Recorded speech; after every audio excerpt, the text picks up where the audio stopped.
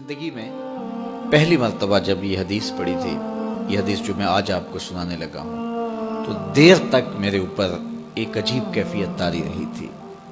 ایک یہ حدیث اور ایک قرآن مجید کی آیت نبّئ عبادی انی انا الغفور الرحیم۔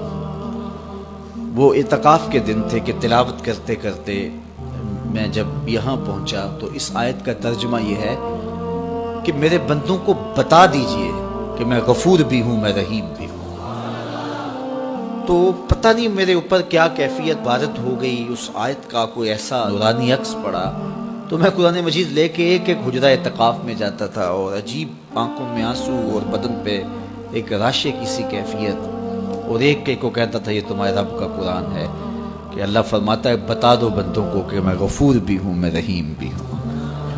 تو وہ ایک کیفیت پیدا ہوئی تھی۔ بہرحال بعد میں بھی بارہا اس کی تلاوت ہوئی، اس کا آز تو ملتا ہے، لیکن وہ ایک لمحہ ہوتا ہے، وہ ایک بجلی ہوتی ہے، کونتی ہے اور گزر جاتی ہے۔ اسی طرح یہ پہلی مرتبہ جب یہ حدیث میں نے پڑھی تھی تو اس وقت میرے اوپر ایک کیفیت طاری ہوئی تھی۔ تو آج میرے مضمون میں یہ حدیث دوبارہ آ گئی اور میں یہ بارہا اپنے سامعین کو سنا چکا ہوں، اور یہ ایک ایسی واردات تھی اچانک جو صحابہ کے اوپر ہوئی، ان کی قلبی واردات کہ صحابہ کھڑے تھے، حضور اچانک تشریف لائے اور فرماتے ہیں کہ کیا تم اس بات کی گواہی نہیں دیتے کہ اللہ کے علاوہ کوئی معبود نہیں اور میں اس کا رسول ہوں؟ حضور نے پہلے تو یہ بات کی، ایسے صحابہ کھڑے تھے، حضور اچانک آئے اور اچانک ہی آتے ہوئے حضور نے فرمایا کیا تم اس بات کی گواہی نہیں دیتے کہ اللہ کے علاوہ کوئی معبود نہیں اور میں اس کا رسول ہوں؟ حضور کا انداز ایسا تھا کہ سینوں میں دل لرزنے لگے اور سب نے عرض کی حضور ہم گواہی دیتے ہیں کہ اللہ کے علاوہ کوئی معبود نہیں اور آپ اللہ کے سچے رسول ہیں۔ تو جب انہوں نے یہ بات کہی قال، تو حضور نے ارشاد فرمایا یہ قرآن ہے، اس کا ایک سرا تمہارے رب کے ہاتھ میں ہے، دوسرا سرا تمہارے ہاتھ میں ہے۔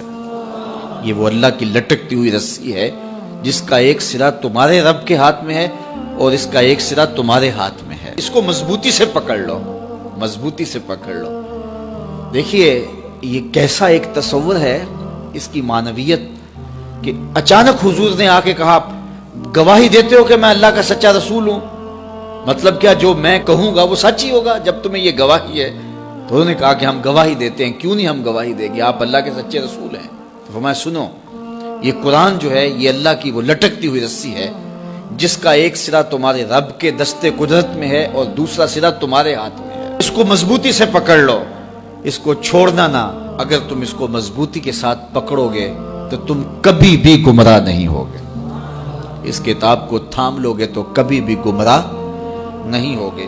گمراہی سے بچنے کی ضمانت یہ کتاب ہے، ہلاکت سے بچنے کی تدبیر یہ کتاب ہے، اور اللہ جل شانہ سے باطنی ربط کا ذریعہ یہ کتاب ہے۔ حضرت امام احمد بن حنبل کہتے ہیں کہ میں نے ایک دن اپنے رب سے کہا کہ مالک مجھے اپنی محبت عطا کر، تو اللہ نے اتنی محبت عطا کی کہ مجھے زوال عقل کا اندیشہ ہو گیا کہ محبت کی فراوانی سے کہیں جنون نہ ہو جائے۔ تو پھر میں نے کہا مالک مجھے اپنا قرب عطا کر دے، مجھے محبت دی ہے تو اپنا قرب بھی عطا کر۔ تو آواز آئی میرا قرب چاہتے ہو تو قرآن پڑھا کرو۔ تو یہ اللہ کے قرب کی ضمانت ہے، اس کو مضبوطی سے پکڑ لو، اچھی طرح سے تھام لو، کبھی بھی گمراہ نہیں ہو۔